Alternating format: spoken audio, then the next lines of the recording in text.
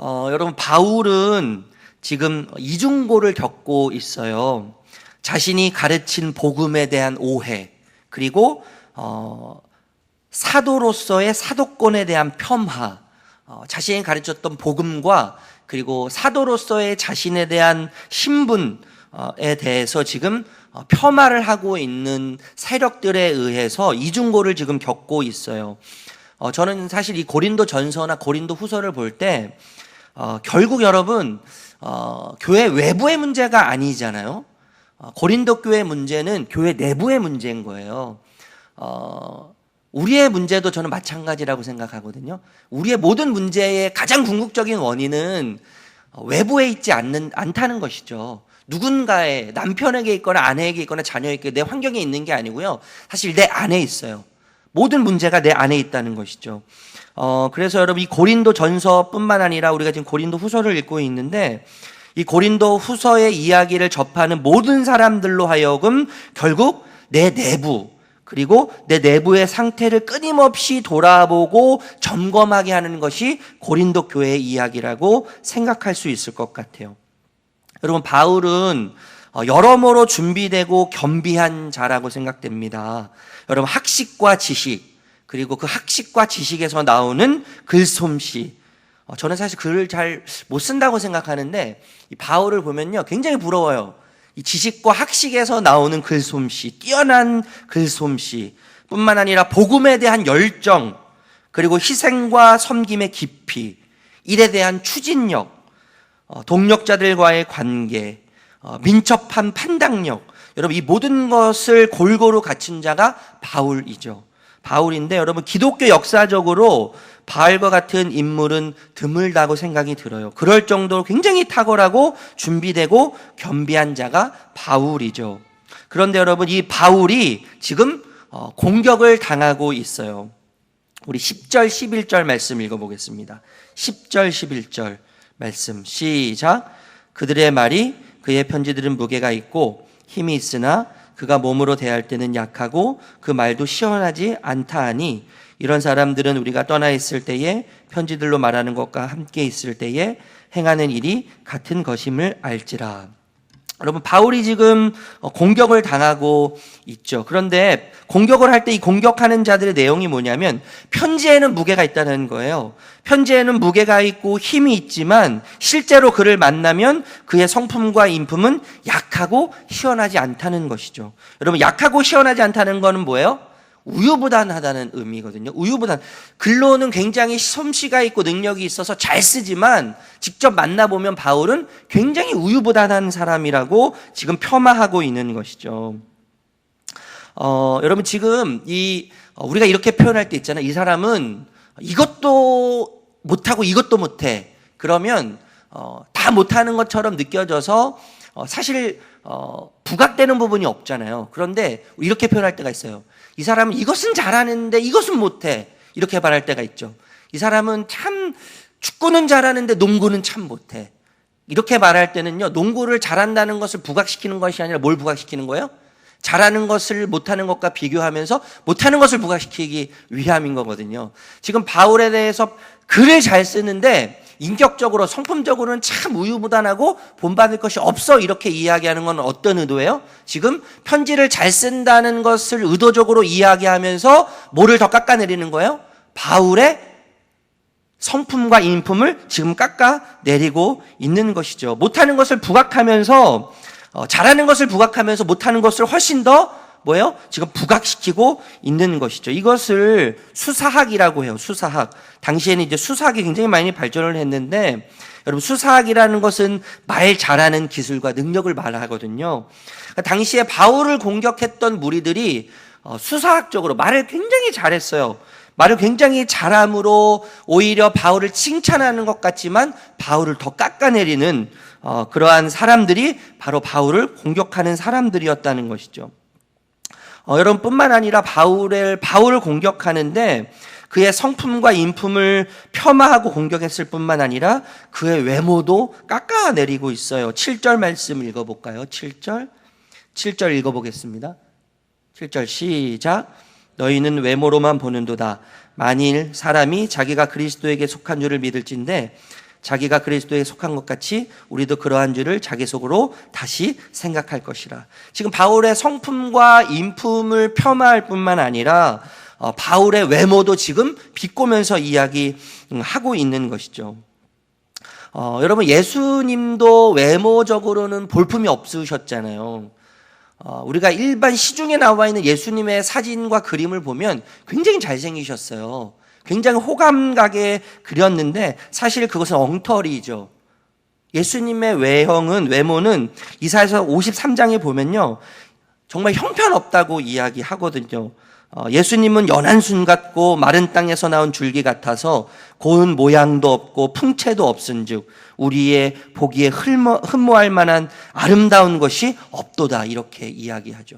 여러분, 예수님은 남자로서 또 외모를 볼 때 전혀 그 매력적인 모습은 전혀 없는 분이 예수님이시잖아요.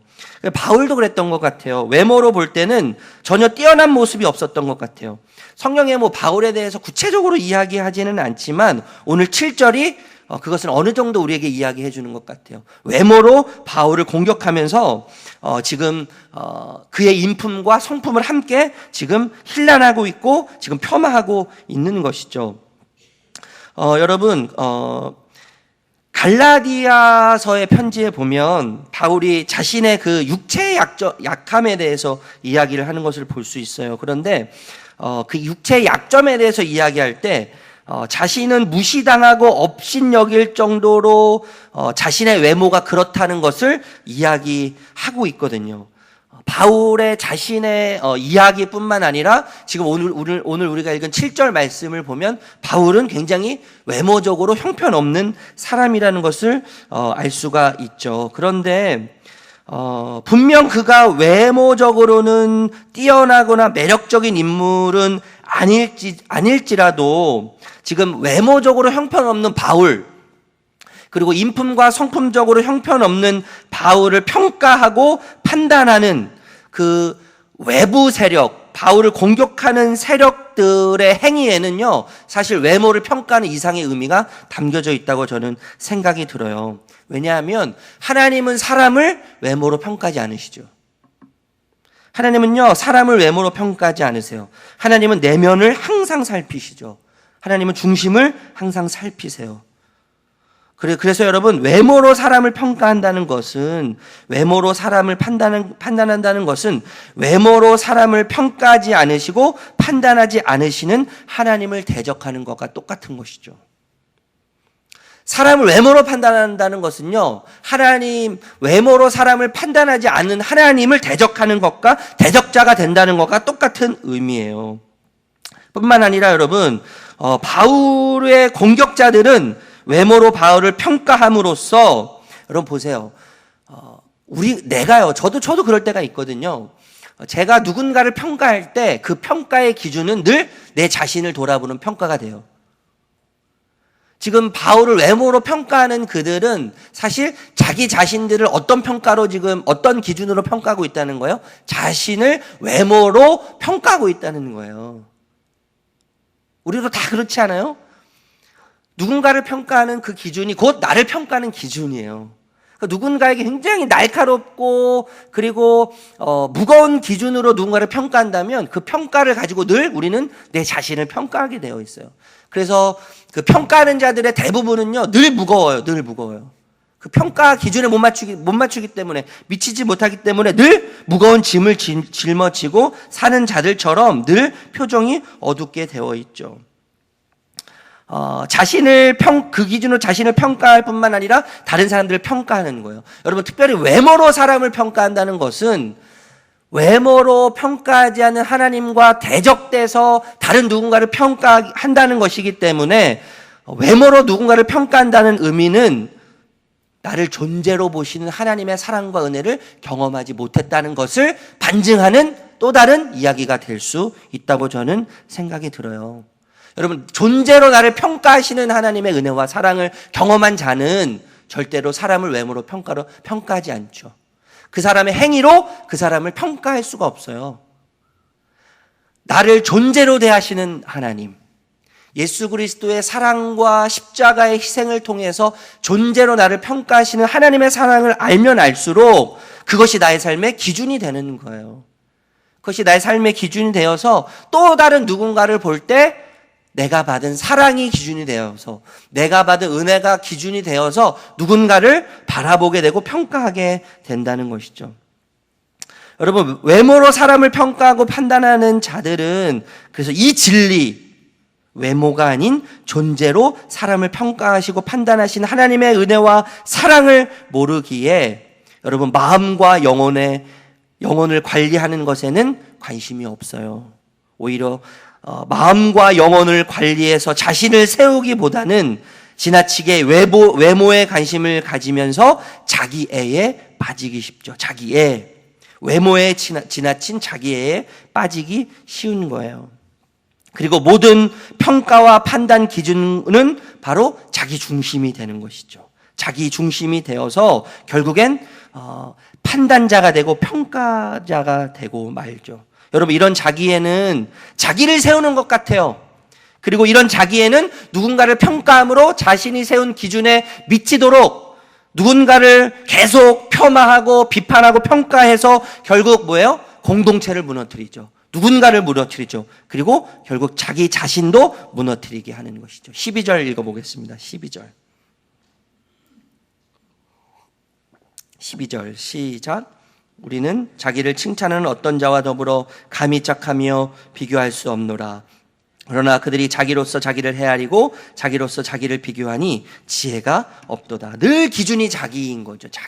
자기가 되어서 모든 것이 자기가 판단하는 판단자가 되고 평가하는 평가자가 되는 거예요. 그런 자들 옆에 있으면 결국 그 옆에 있는 자들이 무너지는 거예요. 함께하는 자들이 무너지고 결국엔 그 기준이 자기에게 덫이 돼서 자기를 무너뜨리고 마는 것이죠. 그런데 여러분, 바울을 공격하는 이 공격자들과요, 바울은 너무나 대조적이에요. 비교가 되죠. 바울의 관심은 세움에 있어요. 바울을 공격하는 자들은 바울을 무너뜨리고 교회를 무너뜨리고 복음을 무너뜨리고 결국엔 자신들을 무너뜨리는 길로 가지만 바울은 자신을 공격하는 자들과 완전히 다른 길을 선택한다는 것을 우리는 보게 됩니다. 바울의 관심은 세움에 있어요. 여러분, 바울은요, 고린도 교회 개척자로서 충분히 윽박지르고 분노하면서 자신의 권리를 주장할 수 있었어요. 그런데 바울은 힘을 주거나 자신의 권세를 앞세우지 않습니다. 오히려 반대로 행동하죠. 힘을 빼요. 바울은 힘을 주지 않아요. 자신의 권리를 주장하지 않아요. 힘을 빼요. 힘을 뺨으로 그 교회, 성도, 사람, 공동체를 세우려고 하죠. 이것이 뭐예요? 세움의 원리예요. 힘을 빼는 것이 세움의 원리예요. 8절에서 9절 읽어보겠습니다. 8절, 9절 시작. 주께서 주신 권세는 너희를 무너뜨리려는 것이 하신 것이 아니요 세우려고 하신 것이니 내가 이에 대하여 지나치게 자랑하여도 부끄럽지 아니하리라. 이는 내가 편지들로 너희를 놀라게 하려는 것 같이 생각하지 않게 함이라. 여러분, 공동체가 세워지려면, 또 사람이 세워지려면 힘이 있다고 생각하는 사람들이 힘을 빼야 돼요. 여러분, 한국 교회에 참 부끄러운 이야기들이 많지만 세습의 문제들, 특히 여러분, 세습의 문제들의 가장 궁극적인 이유는 뭐예요? 힘을 계속 내가 가진 힘을 내 아들에게 주려고 하는 거잖아요. 힘을 놓지 않는 거예요. 힘을 빼지 않는 것이 한국교회 궁극적인 문제의 이유라고 저는 생각이 들어요. 교회가 건강하게 서기 위해서는요, 교회에 힘 있다고 하는 자들이 힘을 빼야 돼요. 목사들이 힘을 빼야죠. 장로님들이 힘을 빼셔야 돼요. 권사님들이 힘을 빼셔야 돼요. 팀장님들이 힘을 빼셔야 돼요. 힘을 주는 순간, 힘이 내 것이라고 생각해서 힘을 주는 순간 그 공동체는 금이 가게 되어 있는 것이죠. 여러분, 가정이 올바로 서기 위해서는요, 부모가 힘을 빼야 돼요. 내 뜻대로 내 자녀들을 조종하고 내 뜻대로 자녀들이 움직여지기 원하는 힘, 그것을 빼야죠. 기업이, 회사가 여러분 건강하게 서기 위해서는 사장님들이 힘을 빼야 되는 거예요. 힘을 빼야 돼요. 힘을 빼야지 뭐예요? 공동체가 건강하게 설 수 있는 거예요. 여러분, 하나님이야말로 진짜 힘을 빼신 분이시잖아요. 하나밖에 없는 외아들을 이 땅에 보내시면서 아버지의 힘을 빼셨어요. 하나님은요. 예수님께서 인간의 몸을 입고 오시면서 아들 대신 이 땅을 창조하신 그리스도 대신 그분의 힘을 빼셨어요. 예수님께서 이 땅에 오셨을 뿐만 아니라 십자가의 지심으로 예수님은 예수님의 힘을 빼셨죠. 자신의 힘을 빼심으로, 하나님은 하나님의 힘을 빼심으로, 예수님은 예수님의 힘을 빼심으로, 절대자로서의 힘을 빼심으로 하나님의 나라라고 하는 공동체와 백성이 존재하고 하나님의 나라가 또 하나님의 공동체가 더 확장되도록 하셨어요. 힘을 빼는 거. 힘을 빼는 게 그래서 너무나 중요하죠. 여러분, 운동할 때도 마찬가지거든요. 운동할 때 힘을 빼야 돼요. 수영을 하고, 저희 요즘에 우리 찬유가 수영을 배우고 있는데 힘을 빼야 돼요. 힘을. 어떤 운동을 하든지요, 잘 배우려면, 잘 하려면 힘을 빼야 되는 거예요. 여러분, 바울의 관심은 힘을 빼고 공동체를 세우는 것이에요. 그리고 그의 자랑은 복음이죠, 복음. 그리고 그가 칭찬받는 유일한 대상은 그분이 맡기신 작은 일처럼 보여지는 하찮은 일처럼 보여질지라도 그 사명과 임무에 충실할 때 하나님이 주시는 칭찬에 있었습니다. 13절에서 18절인데 읽지는 않을게요. 여러분, 그런데 바울이 가지는 관심, 바울의 관심, 교회를 세우고 공동체를 세우고 힘을 빼므로 공동체를 세우고 복음을 자랑하고 하나님께로부터 받는 칭찬에 대해서 관심이 있지만, 사실 여러분, 바울의 관심, 그가 갖는 관심보다 오늘 본문 10장이 우리에게 이야기해주는 더 큰 것이, 저는 바울이 공격하는 자들에 대해서 어떤 태도를 가지고 있는지에 대해서 우리가 더 큰 관심을 가져야 된다고 저는 생각이 들어요. 1절, 2절 한번 읽어보겠습니다. 1절, 2절. 1절, 2절 읽어보겠습니다. 1절, 2절 시작. 너희를 대면하면 유순하고 떠나 있으면 너에게 대하여 담대한 나 바울은 이제 그리스도의 온유와 관용으로 친히 너희를 권하고 또한 우리를 육신에 따라 행하는 자로 여기는 자들에 대하여 내가 담대히 하는 것 같이 너희와 함께 있을 때에 나로 하여금 이 담대한 태도로 대하지 않게 하기를 구하노라. 여러분, 바울은요, 자신을 공격하는 자들에 대해서 그들과의 관계에 있어서는 온유와 관용으로 대했다는 것이죠. 온유와 관용으로 대했을 뿐만 아니라 진리에 있어서는 담대했다는 거예요. 저는 여러분, 이것을 우리가 좀 기억할 필요가 있다고 생각해요. 관계에 있어서는 온유하고 관용했을 뿐만 아니라 진리에 있어서는 담대했다는 것이죠. 온유와 관용과 담대함, 이것을 우리가 기억하고 이것을 우리가 매일매일 전 구해야 된다는 생각이 들어요. 여러분, 온유라는 것은 뭐죠? 온유라는 것은 단순히 겸손한 것을 의미하는 것은 훨씬 더 넘어서는 의미죠. 폭력과 잔인함을 반대하는 차원을 넘어서서 보다 적극적인 자세를 말해요. 그 폭력과 잔인을 무릅쓰고 적극적인 자세로 고통받고 그 고통을 회피하지 않는 것이죠. 그리고 그 고통과 그 아픔 속에서 오래 참고 인내하는 자세가 온유함이에요. 적극적인 자세, 고통과 아픔 속에서 회피하지 않는 거예요. 회피하지 않으면서 오래 참고 인내하는 자세. 하나님께서 이 고통과 이 아픔 속에서 나와 함께 하심으로써 분명 이 모든 고통을 통과하게 하시는 하나님의 은혜가 나에게 있을 것이라고 하는 적극적인 자세죠. 이것이 적극적인 자세죠. 그 속에서 회피하지 않습니다. 그리고 오래 참고 인내하는 자세. 이것이 온유예요. 한마디로 말하면 인내죠, 인내.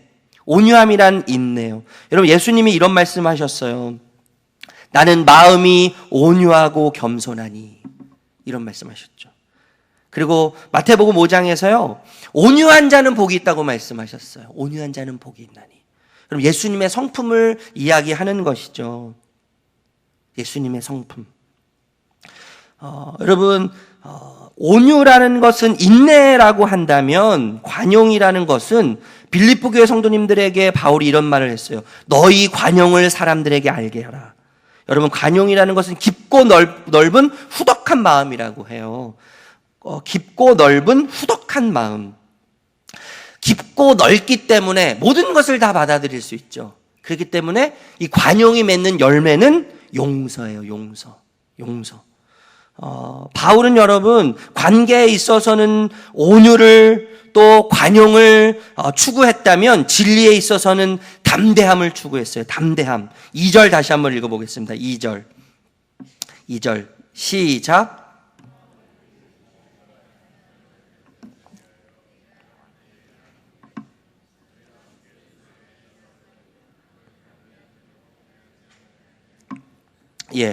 지금 여러분 바울을 반대하는 자들이 바울에 대해서 뭐라고 이야기하냐면 육신에 따라 행하는 자로 여긴다고 이야기해요.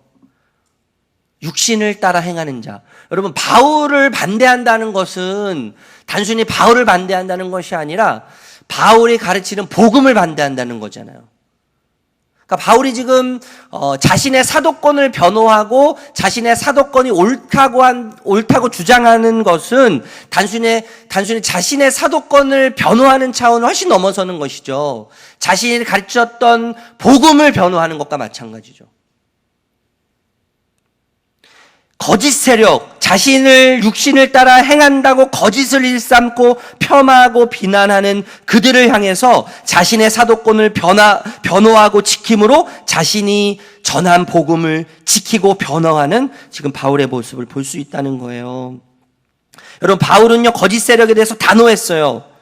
사실에 대해서, 진리에 대해서, 그리고 단호했습니다. 담대했습니다. 저는요 그런 생각이 들어요. 온유함, 관용, 담대함, 이것은 항상 공존해야 되는 신앙의 덕목인 거죠. 신앙의 덕목. 온유함, 관용, 담대함은 우리가 항상 우리 삶에 공존해야 되는 신앙의 덕목이에요. 온유, 인내하면서 고통스럽지만 그 속에서 담대해야죠. 거짓에 대해서 담대하면서 뭐예요? 거짓을 말하는 자들에 대해서는 관용해야죠. 용서할 줄 알아야 돼요. 품어야 되는 것이죠. 여러분 이 세 가지는 결국 예수님의 성품인 거예요. 예수님의 성품. 그런데 여러분 이 온유함과 관용과 담대함이 예수님의 성품인데 여러분 이 세 가지를 바울이 뭐라고 이야기해요? 3절에서 6절에서요. 우리의 싸움의 무기라고 이야기하죠. 우리 싸움의 무기가 예수님의 온유함과 관용과 담대함이라고 이야기합니다. 3절에서 6절 읽어보겠습니다. 3절에서 6절 읽어보겠습니다. 시작. 우리가 육신으로 행하나 육신에 따라 싸우지 아니하노니 우리의 싸우는 무기는 육신에 속한 것이 아니요 오직 어떤 견고한 진도 무너뜨리는 하나님의 능력이라.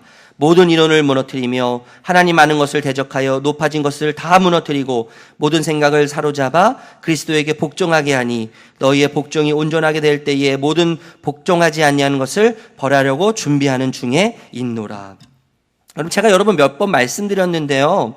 우리 그리스도인의 삶은 콧노래를 부르면서 가는 여행길이 아닌 거예요. 우리 그리스도인의 삶은 싸움이죠. 싸움. 전쟁이에요. 우리가 지금 전쟁을 하고 있는 거예요. 그래서 그런 비유를 제가 몇 번 들었는데 우리 그리스도인이 지금 타고 있는 배의 비유를 하면 우리는 여객선에 타고 있는 자들이 아니에요. 우리는 항공모함에 타고 있는 자들이에요. 항공모함. 전쟁하고 있는 것이죠. 항공모함에는 전투기도 있고요. 군인들도 있고요. 무기들도 있는 거예요.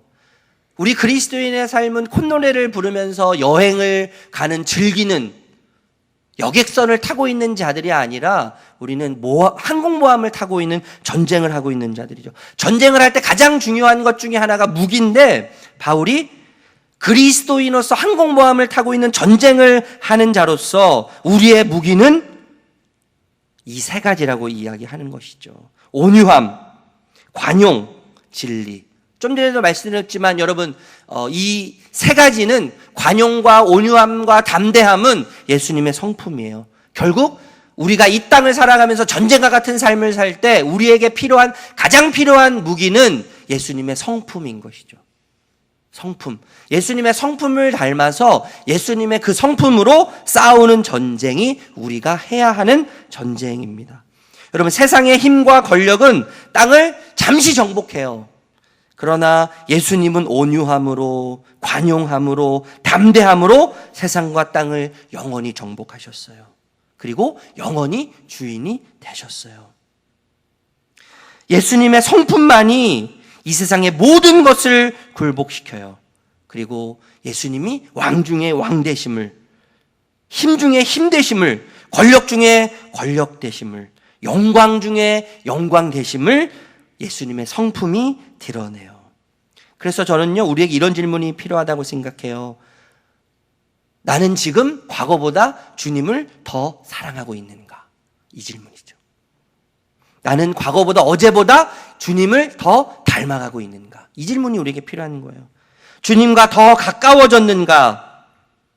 내 모든 삶이 그리스도를 추구하고 있는가? 이 질문이 필요한 것이죠. 끊임없이 해야 할 질문. 내가 주님을 더욱 사랑하고 있는가? 내가 주님을 더욱 닮아가고 있는가? 내가 주님과 더욱 가까워져 있는가? 내 모든 삶이 예수 그리스도를 추구하고 있는가?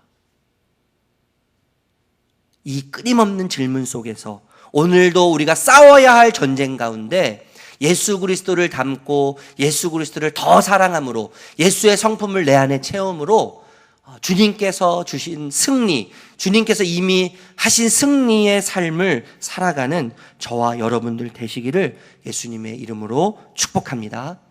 우리 함께 찬양할까요? 세상의 유혹 시험이, 우리 이 찬양